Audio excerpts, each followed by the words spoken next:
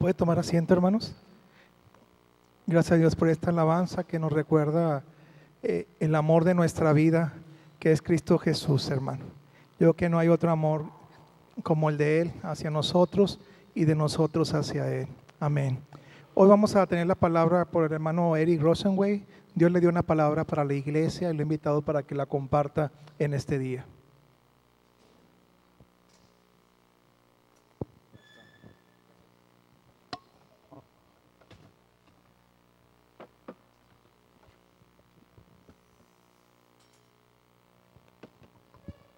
Muy buenos días, Dios les bendiga, mis hermanos.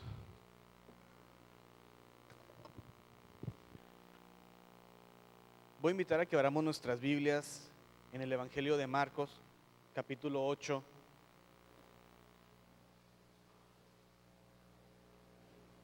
Del versículo 27 al 30.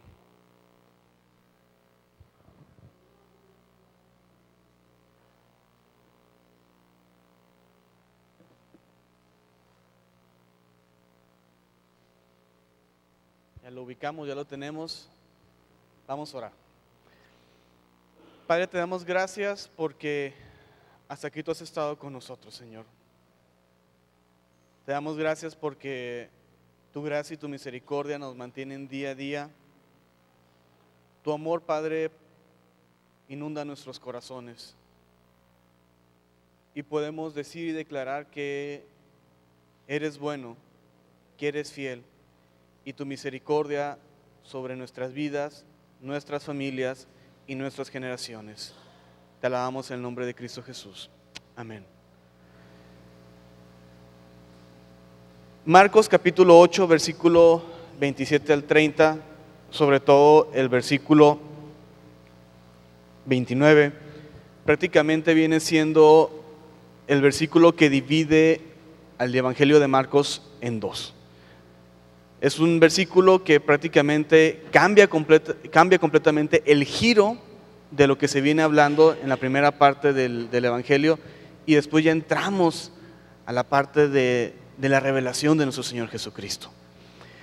Y es interesante y es bonito porque tenemos a un personaje que a lo mejor ya tenemos una idea, una concepción de un Pedro, pues ya casi como de Hollywood, ¿no? O sea, ya tenemos el estereotipo bien identificado del personaje de Pedro. Agresivo, contestón, impetuoso, un poquito bravo.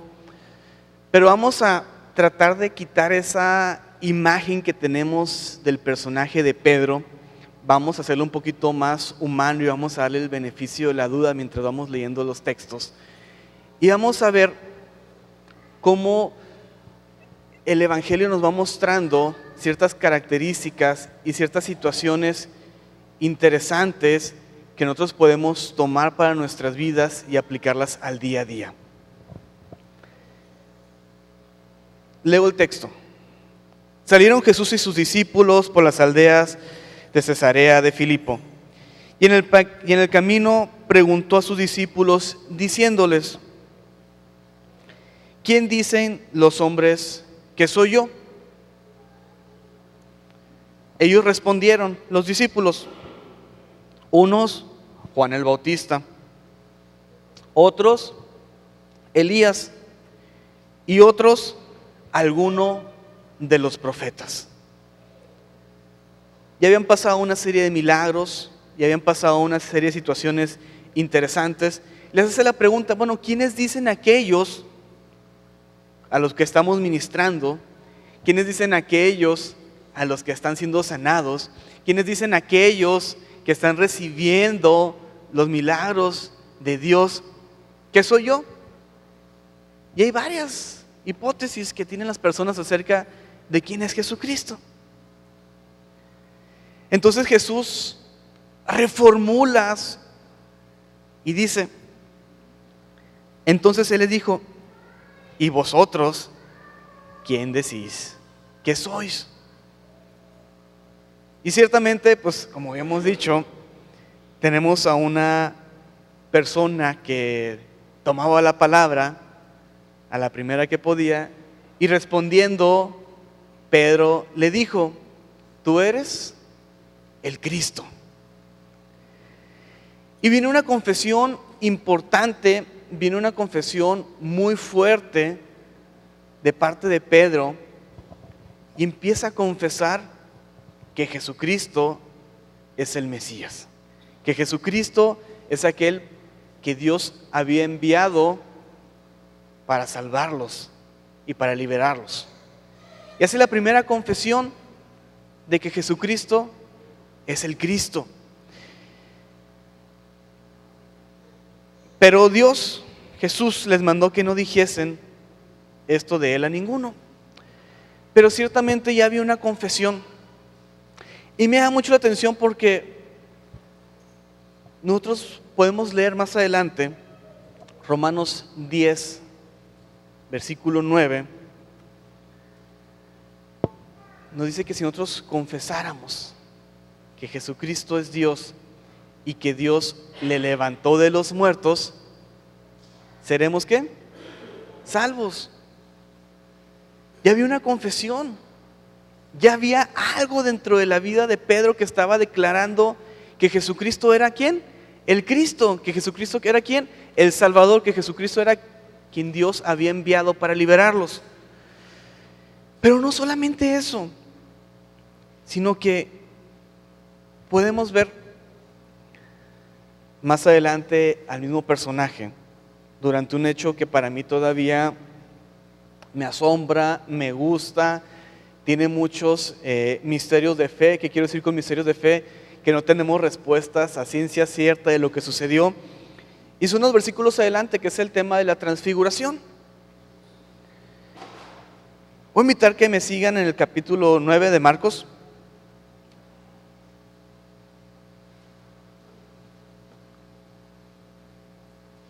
Versículo 2. Ya ahora en un comité petit, únicamente Pedro, Jacobo y Juan ya se habían separado de todos los discípulos en general. Bueno, vénganse las personas allegadas a mi persona y acompáñenme. Y se los llevó a un monte alto, versículo 2, y se transfiguró delante de ellos. Y sus vestidos se volvieron resplandecientes, muy blancos como la nieve, tanto que ningún lavador en la tierra los puede hacer tan blancos. Y se les apareció Elías con Moisés, que hablaban con Jesús. Anteriormente decían, bueno, ¿quién eres? ¿Elías o alguno de los profetas? Si tienes alguna duda de quién soy, ya confesaste que yo soy el Cristo, pero quiero disipar de ti cualquier duda de que yo pueda ser alguno de aquellos que mencionaron. Y aquí estoy junto a Moisés y estoy junto a ¿quién? A Elías, platicando con ellos. Versículo 5. Ese personaje que tenemos tan bien caracterizado. Entonces Pedro, ¿qué dice? Dijo a Jesús: Maestro bueno, es para nosotros que estemos aquí y hagamos 3 enramadas, una para ti, otra para Moisés y otra para Elías, porque no sabía de lo que hablaba, pues estaban espantados. Y aquí viene algo bonito, viene algo interesante. Ya me pusieron más cosas para que no me venga para acá. Viene algo bonito, algo interesante. A veces, durante nuestra vida cristiana, vemos pruebas muchas veces en los momentos de adversidad. Pero también cuando Dios manda una bendición especial, y Dios manda una bendición o una confirmación muy fuerte a nuestras vidas de que efectivamente lo que Dios nos ha prometido, de que efectivamente lo que Dios tiene para nosotros va a ser realidad. Tanto que a lo mejor podemos tomar una reacción parecida a la de Pedro. Él, esa escritura, se asustó y no sabía qué hacer. Dijo, Señor, pues vamos a poner una enramada para ti y para los profetas. De cierta manera, Pedro pues estaba buscando hacer algo ante la situación. Anteriormente, si veían algo parecido, ¿qué es lo que hacían? Inmediatamente levantaban un altar y quemaban incienso. Tampoco estaba tan descabellada la idea de Pedro. O sea, la idea de Pedro es, bueno, si aquí veo la transfiguración, veo que los tres están aquí juntos platicando uno con el otro y se están poniendo de acuerdo y se están saludando, pues Pedro tampoco parece tan descabellada su idea. Anteriormente ponían altares, ahora dijo, pues vamos a poner unas enramadas, pues para que no les dé el sol. Digo, ya eran personas, no era un hecho tal cual. Pero a veces cuando llegan situaciones a nuestras vidas, y no necesariamente adversidades o momentos de angustia, sino momentos en los que Dios está hablando en nuestro corazón y nos está diciendo sí, empezamos a tomar acciones, no tanto de manera premeditada o no tanto porque estemos siendo dirigidos por el Espíritu Santo, sino únicamente como una reacción humana de lo que está sucediendo. Y Pedro quiere hacer esa acción, esa reacción al ver. ¿Su reacción cuál es? Señor, para nosotros es fabuloso, estamos agradecidos, wow, es algo precioso lo que estoy viendo. Señor, ahorita mismo me voy a poner a construir 3 enramadas. Era una reacción de su vida, era una reacción natural que estaba teniendo él. Y no solamente Dios le dice, espérate. ¿Qué le dice el versículo 6? Ahí sí me pueden. Versículo 7, perdón.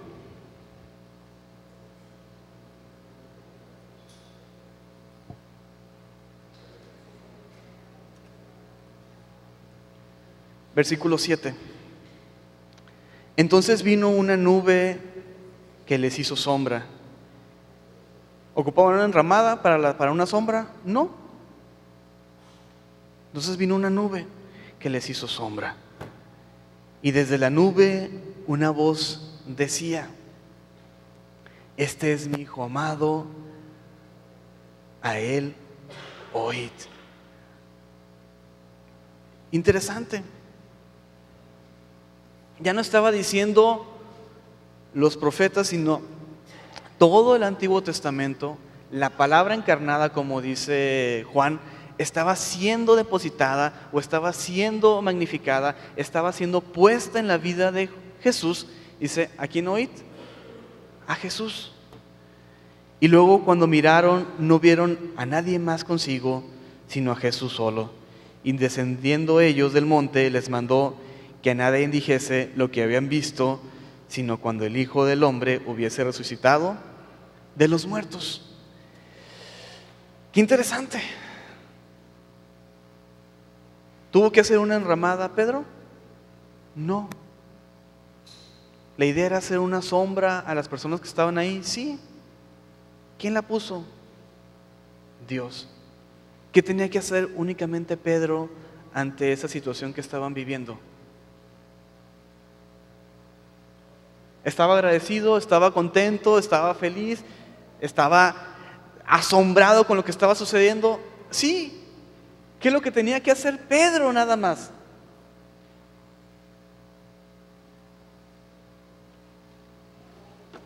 Vivir y disfrutar la confirmación y la bendición de Dios, no como una reacción humana, sino simple y sencillamente hay momentos en los que estamos puestos para recibir lo que Dios tiene para nosotros.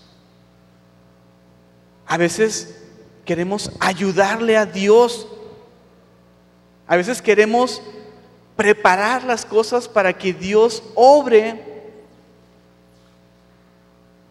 pero Dios tiene maneras, Dios tiene sus formas, sus sazones muy diferentes a las que nosotros podemos pensar o imaginar. Vamos a ir al Evangelio de Mateo, capítulo 26.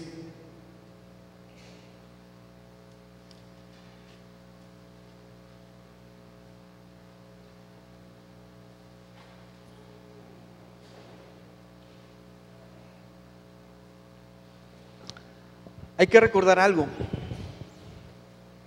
algo que no podemos dejar fuera del contexto histórico de todo lo que estamos ahorita viendo. Es que ellos estaban esperando a un Mesías que los rescatara y los librara del pueblo judío. ¿Ok? Tanto que cuando Jesús asciende le preguntan: Señor, pues ¿cuándo vas a firmar tu reino en este lugar? Dice: permítanme, pero no es el tiempo ni ese momento. Únicamente mi Padre en su sola potestad sabe cuándo voy a regresar y voy a reinar de manera completa a esa tierra. Parafraseado versión Eric, pero bueno, es el contexto en un paréntesis. Capítulo 26, versículo 33 al 35.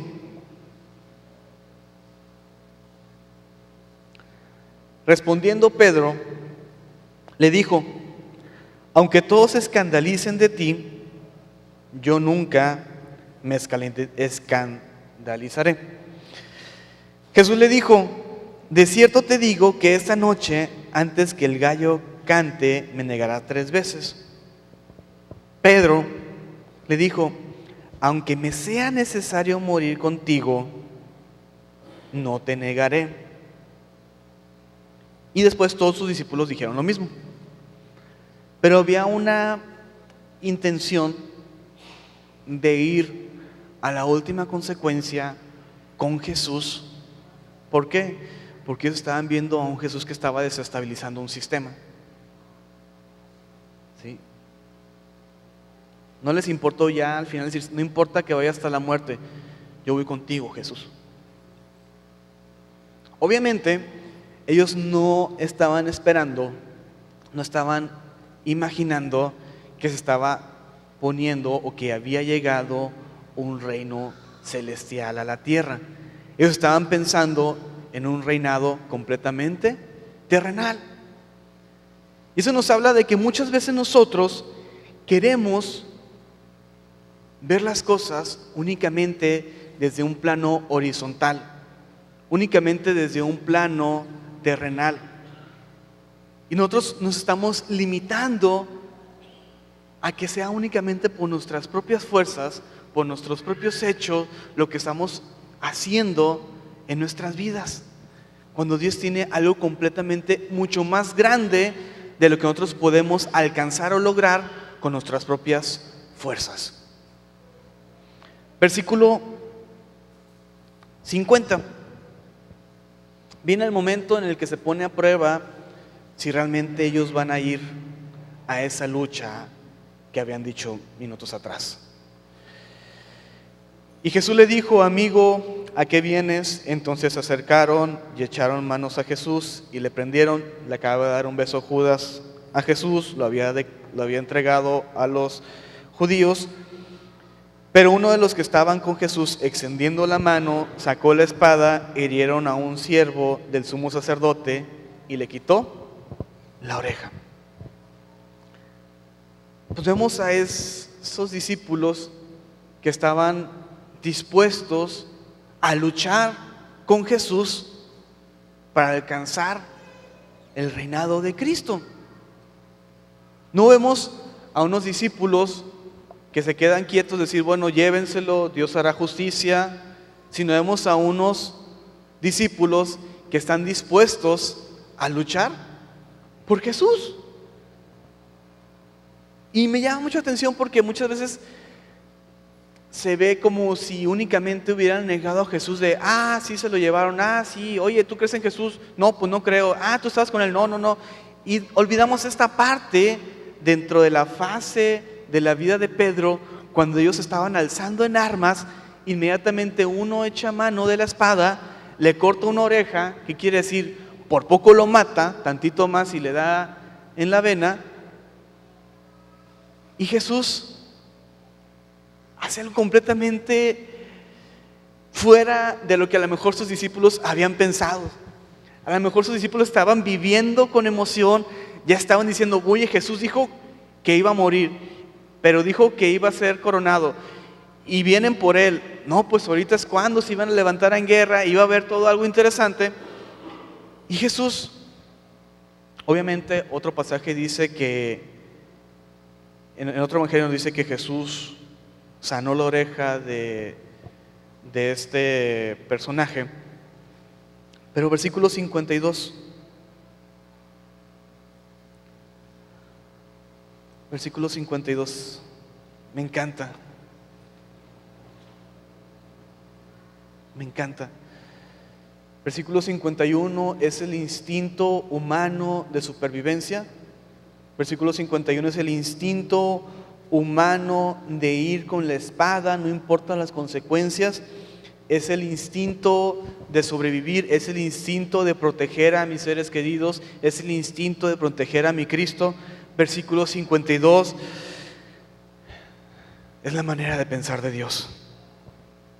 Jesús le dijo: vuelve tu espada a su lugar, porque todos los que tomen a espada perecerán. ¿Acaso piensas que no puedo ahora orar a mi Padre y que Él no me daría más de 12 legiones de ángeles?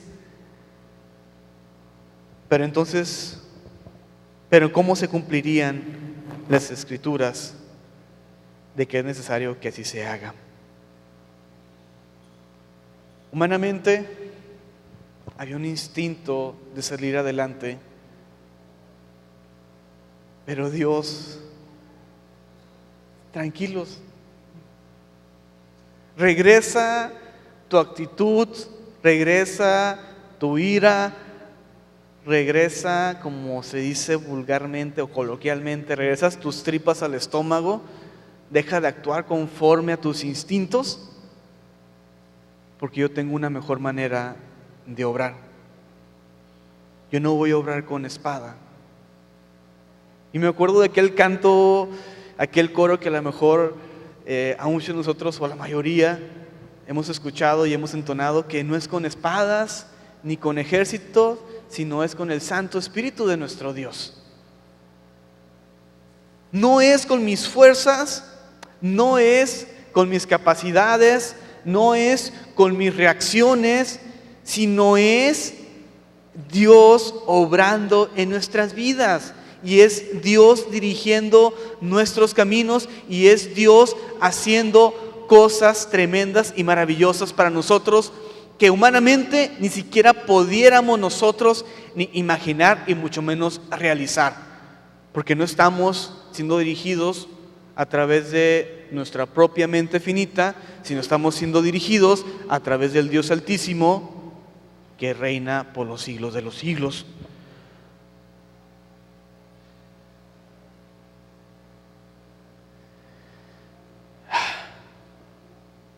Obviamente hubo una lección, obviamente Jesús sacudió las mentes de aquellos discípulos.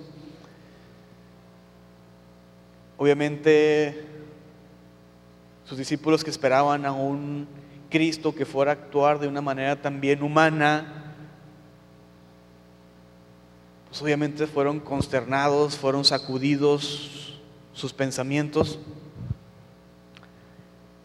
Y bajo esta premisa, pues cuando leemos el versículo 71 del mismo capítulo, pues a lo mejor ya no nos cuesta tanto trabajo ver a ese Pedro que negó a Jesús 3 veces. ¿Por qué? Porque ya había sido sacudida su mente de una manera muy fuerte. Entonces Pedro se acordó de las palabras de Jesús que le había dicho: antes que cante el gallo, me negarás 3 veces. Y saliendo fuera, lloró amargamente. Entonces, pues le damos el beneficio de la duda a Pedro. Le damos el beneficio de la duda, pero también me llama mucho la atención cómo, a pesar de que le había fallado a Jesús, a pesar de que había actuado humanamente, a pesar de que no había estado siendo dirigido de la mejor manera por el Espíritu Santo, como quiera había un dolor en su corazón por haberle fallado a Jesús. Y pues se llama, pues es un sentimiento de culpabilidad. A lo mejor algunos pueden decirles únicamente remordimiento, y algunos le pueden llamar tal cual, con ese dolor y esa angustia ante Dios, de convicción de pecado. Simple y sencillamente había negado a Jesús y había un dolor en su corazón. Muchas veces nosotros, ante las situaciones difíciles, ante las situaciones adversas, pues a lo mejor negamos a Jesús.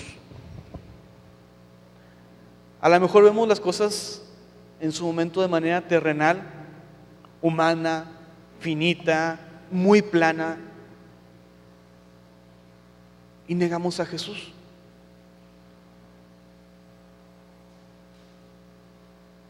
Pero déjame recordar las palabras de Juan cuando dice que Dios es amor. También recuerda aquellas palabras que donde abundó el pecado, sobreabundó la gracia. Y también recordarte que el amor de Dios echa fuera todo temor.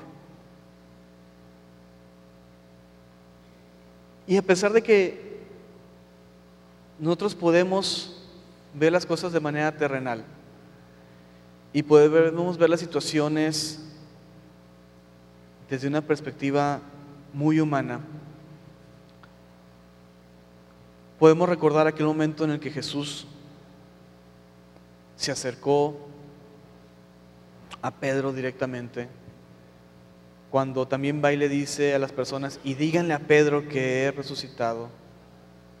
Y después va con Pedro de manera directa y le dice: ¿me amas? Utiliza los diferentes tipos de amor hasta que llega ese amor profundo, intenso. Pedro, ¿me amas? Señor, tú sabes que sí. No hay nada entre nosotros, puedes apacentar a mis ovejas. Y ese amor que recibió Pedro después de haber sido dirigido por sus instintos carnales, y ese amor que le permitió estar con Jesús, nos pone a un Pedro más adelante que predica a 3,000 y 5,000 personas. Pero quiero que nos vayamos a Hechos 12, capítulo 11.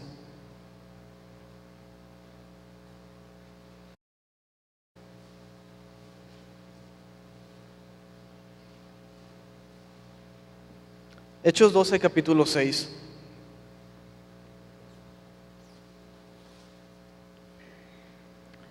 Hechos 12, capítulo 6. Y cuando Herodes le iba a sacar, aquella misma noche estaba Pedro durmiendo entre los soldados, sujeto con 2 cadenas, y los guardias delante de la puerta custodiaban la cárcel. Y he aquí que se presentó un ángel del Señor, y una luz resplandeció en la cárcel. Y tocando a Pedro en el costado, le despertó, diciendo: levántate pronto. Y las cadenas se le cayeron de las manos. Y el ángel le dijo: cíñete y átate las sandalias. Y lo hizo así. Y le dijo: envuélvete en tu manto y sígueme. Y saliendo le seguía, pero no sabía que era verdad lo que hacía el ángel, sino que pensaba que veía ¿qué? Una visión. Todavía no podía comprender que era realidad lo que estaba viviendo, y él pensaba que era una visión o que estaba viviendo un sueño, pero todavía no podía creer realmente lo que estaba sucediendo. Habiendo pasado la primera y la segunda puerta, llegaron a la puerta de hierro que daba a la ciudad, la cual se les abrió por sí misma. Y salidos pasaron una calle, y luego el ángel se apartó de él. Entonces Pedro, volviendo en sí, dándose en cuenta que lo que había sucedido era real y no era una visión, ahora entiendo verdaderamente que el Señor ha enviado su ángel y me ha librado de la mano de Herodes y de todos y de todo lo que el pueblo de los judíos esperaba. Qué bonito. Y ahorita vamos a hacer un match atrás. Pero qué bonito es Cuando estamos durante el momento más difícil, cuando Pedro pudo haber negado a Jesús nuevamente para ser liberado, él decidió seguir testificando y él decidió seguir predicando y él decidió seguir viviendo esa vida en Cristo. Y a pesar de que fue él encarcelado, Dios lo libró. Y esto me regresa inmediatamente otra vez al mensaje de Jesús. Cuando dice, ¿sabes qué? Lo que vives, lo que pasas, no es con espadas. Lo que vives día a día no es con espada, no es con tus fuerzas, no son con tus obras, no es con lo que tú puedes hacer. Porque le hace una pregunta retórica: ¿acaso tú no crees que Dios pueda mandar ángeles para librarme de estas personas? ¿Qué es lo que hizo Dios? Le mandó un ángel a Pedro, ¿para qué? Para librarlo de la cárcel. La pregunta retórica que Dios hizo a sus discípulos durante la aprehensión es algo que se cumple durante el encarcelamiento y liberación de Pedro. Por lo tanto, nos deja ver que por más que nosotros podamos hacer, que por más que nosotros intentemos realizar, que por más que nosotros queramos prepararle el camino a Dios para que Él obre de una manera más sencilla y queramos ayudar a Dios para que obre de la forma en la que nosotros queramos que Él obre, Dios tiene una manera mucho más grande y preciosa para bendecir nuestras vidas. No podemos limitar a Dios en nuestra mente, en nuestros pensamientos. No podemos limitar a Dios en la forma en la que nosotros queremos que actúe. Pedro, esa persona impetuosa, esa persona agresiva, pues ahora la vemos un poquito cambiada, ahora la vemos un poquito más aceptante a las situaciones. Es llevado, y la bendición que él recibe, me encanta cuando dice, es que todavía no entendía, o sea, todavía creía que era una visión. Y yo creo, y lo hemos vivido muchas veces, y lo vamos a seguir viviendo, que cuando Dios nos lleva de gloria en gloria y de victoria en victoria, muchas veces nosotros ni siquiera creemos el cómo están sucediendo las cosas y podemos decir, es que no puede ser posible, es que cómo vino a ser así, es que no hay una manera de explicarlo. Pero eso únicamente sucede cuando vemos hacia atrás el cómo Dios obra, y aún así ni siquiera lo podemos explicar.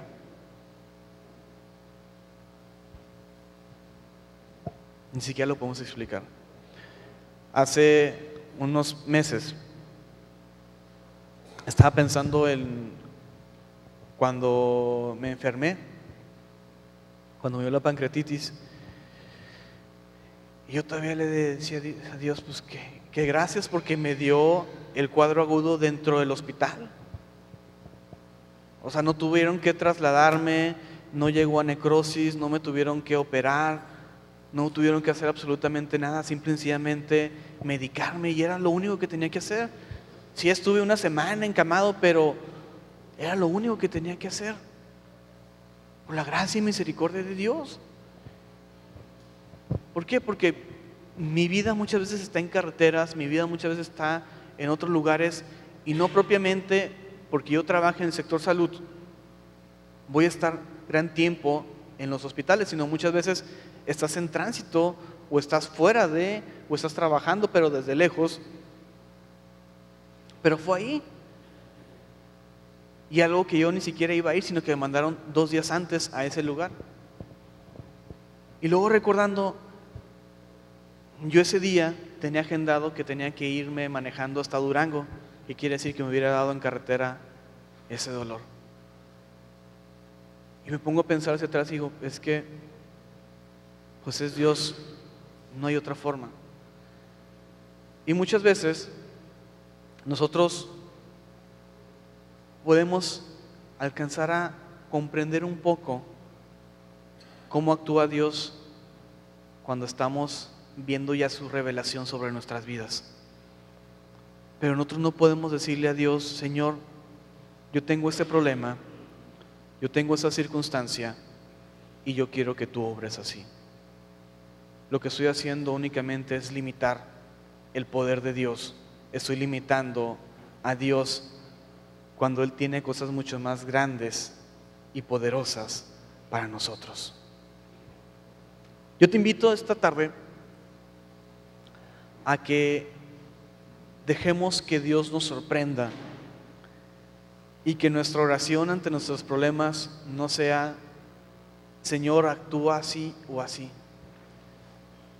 sino que sea, Señor, yo no sé cómo, aún así si tú tengas que mandar a 12 legiones de ángeles, tú hazlo, pero Señor, pongo mi problema sobre ti, porque tú eres quien va a obrar.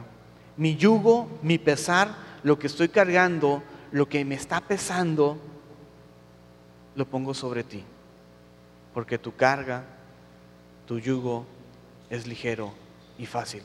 Yo no voy a poder, humanamente no voy a poder, o si lo logro va a ser con mucho esfuerzo y al final voy a seguir batallando y al final voy a comprender que solamente es contigo y contigo, y únicamente voy a perder tiempo, voy a perder esfuerzo, me voy a cansar, cuando puedo decir, Señor, toma mi problema, toma mi vida, tú encárgate de él. Y ahora sí, ¿qué es lo que tuvo que haber hecho Pedro durante esa transfiguración? ¿Qué es lo que tuvo que haber hecho Pedro?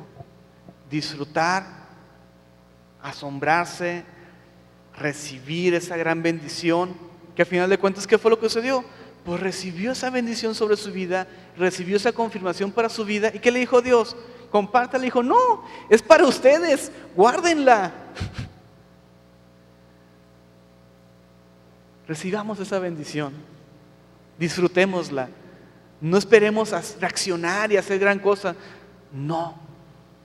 A veces hay tiempo de esperar, a veces hay tiempo de contemplar, a veces hay tiempo de hacer una pausa y decir, Señor, es tuyo. Yo voy a seguir mi vida viviéndola conforme a tu palabra, pero la problemática, la situación es tuya. Si tú quieres que haga algo yo, que no sea por reacción, sino que sea tu Espíritu Santo dirigiéndome y diciéndome que haga algo. Mientras tanto, yo estoy aquí quieto, esperando a que tú actúes. Mis hermanos, sé que no es fácil, dejarle la rienda completa a Dios. ¿Por qué? Porque pues está nuestro ego, está nuestro yo, está el cómo lo quiero, a lo mejor se va a enterar otra persona, a lo mejor se van a enterar a otras personas y no quiero que se enteren. Hay muchas situaciones que a lo mejor pueden impedir el que le cedamos a Dios el problema, la situación, las riendas de nuestras vidas, de nuestra familia. Pero déjame decirte algo, si no se la sueltas, si no le entregas eso, nadie te garantiza que como quiera la demás gente no se va a enterar después. Nadie te garantiza que los demás no sepan lo que está sucediendo. Nadie te garantiza que por tus propias fuerzas lo vas a lograr. Al contrario, el marcador o la tendencia dice que no es lo favorable. Voy a invitar al grupo de alabanza si me puede apoyar. A ver si nos pueden apoyar con ese himno que no es con espada ni con ejércitos. Y vamos a ponernos de pie y vamos a orar de una manera diferente. Voy a tratar que nos pongamos de pie y vamos a orar en victoria. Vamos a ponernos en pie y vamos a orar en actitud de alabanza. y vamos a declarar a través de este canto que nuestros problemas, que nuestras necesidades no son nuestras, sino que son de nuestro Dios. La situación que estemos viviendo está en las manos de Dios. Y a través de este canto en oración vamos a dejar nuestras cargas, vamos a dejar nuestras dolencias, vamos a dejar todo lo que tengamos en las manos de Dios.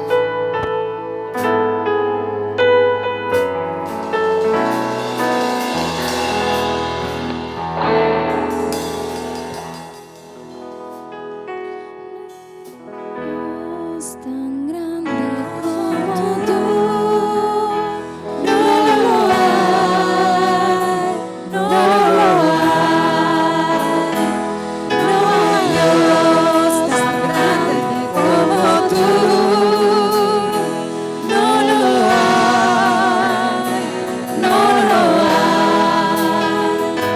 no hay Dios que pueda hacer las obras como las que haces tú. No hay Dios que pueda hacer las obras como las que haces tú.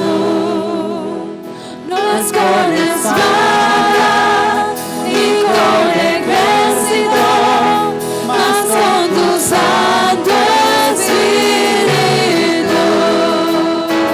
No es con espada ni con ejército, mas con tu Santo Espíritu. Y esa iglesia se moverá, y esa iglesia se moverá, y esta iglesia se moverá, mas con tu Santo Espíritu. Tan grande como tú, no lo hay, no hay Dios tan grande como tú,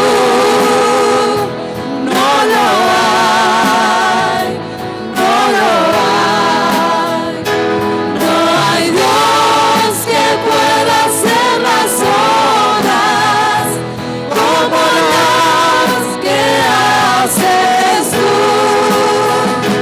No hay Dios que pueda hacer las obras como las que haces tú. No es con espada ni con ejército, mas con tu Santo Espíritu. No es con espada ni con ejército, mas con tu Santo Espíritu. Y esta iglesia se moverá, y esta iglesia se moverá, y esta iglesia se moverá, mas con tu Santo Espíritu. Un aplauso a Cristo, hermano. Él es el que nos guía la batalla. Él es el que va delante de nosotros como poderoso Dios gigante. Pon tu mano con el que está enseguida de ti, abrázalo ahí, a los que están enseguida de ti. Vamos a orar y dile al Señor, Dios, que no sea con espada, que no sea con ejército, sino que sea con tu Santo Espíritu, Señor. Que mi hermana pueda vencer en el nombre de Jesús. Abraza el que está allá al lado suyo y comience a orar por él y bendígalo en el nombre de Jesús. Gracias, Señor Jesús, porque tú eres bueno. Gracias, Señor Jesús, porque tú vas adelante de nosotros. Tú vas, Señor, con esa espada, con ese ejército. Tú vas, Señor, con ese poder que es sin igual poder para derrotar al enemigo, para derrotar la muerte, para derrotar la enfermedad y derrotar todo aquel que se levante en contra de Dios. Gracias, Señor, porque los cristianos estamos unidos en ti. Los cristianos, Señor, nos defendemos en ti. Los cristianos estamos listos, Señor, para luchar contra el diablo, contra todos los enemigos de Dios, contra todos los argumentos falsos que se levanten contra iglesia, contra todos aquellos, Dios, que quieren derribar a tu pueblo, quieren derribar a tu iglesia, quieren derribar lo tuyo, tu obra, Padre. Los cristianos, Señor, tenemos nuestra bandera muy en alto, nuestra fe. Nuestra fe nos salvará contra todo enemigo tuyo, Padre, contra toda idolatría, contra toda enfermedad y contra toda pestilencia, Señor. Gracias, Señor, porque no hay Dios como tú. No hay Dios tan grande como lo eres tú, Señor. No hay un Dios tan grande arriba en los cielos ni abajo en la tierra como lo eres tú, Dios. Gracias por estar con nosotros, Señor. Gracias por ser nuestro Dios, por ser esa torre grande para nosotros, Señor, y por estar siempre listo para defendernos, siempre listos para levantarnos. Gracias, Señor, porque como nuestro Dios, no hay Dios en ningún lugar. Gracias, Señor, por amarnos de esa manera y por proteger a todos mis hermanos y a todos nuestros compañeros. Gracias, Jesucristo. Te alabamos, Señor. Ahora te pedimos, Señor, que tú nos bendigas, que tú nos guíes en paz, que tu Espíritu nos acompañe a todos, a nuestros hogares, a nuestros trabajos, a nuestros quehaceres cotidianos, Señor. Que no nos dejes ni nos ampares, sino que tú nos cubras con la diestra de tu justicia, porque tú, Dios, irás adelante de nosotros como poderoso gigante. Gracias, Señor, te damos por tu bendición. Amén, Señor, y amén.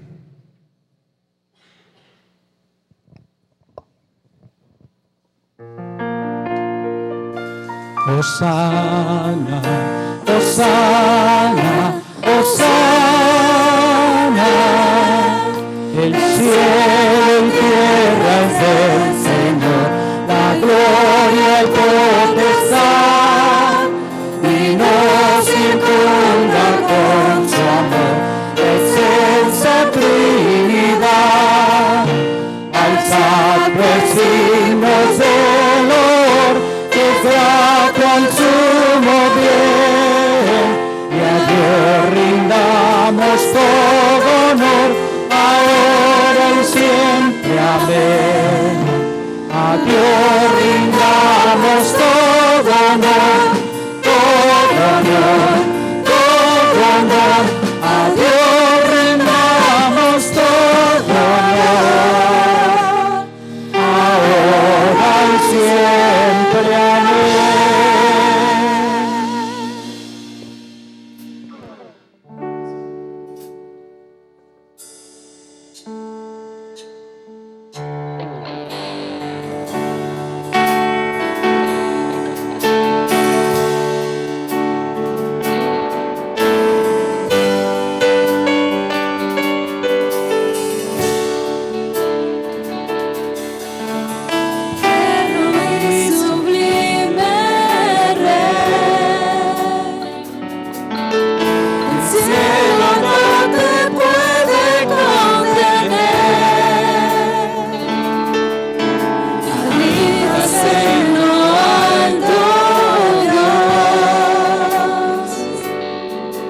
La tierra celestial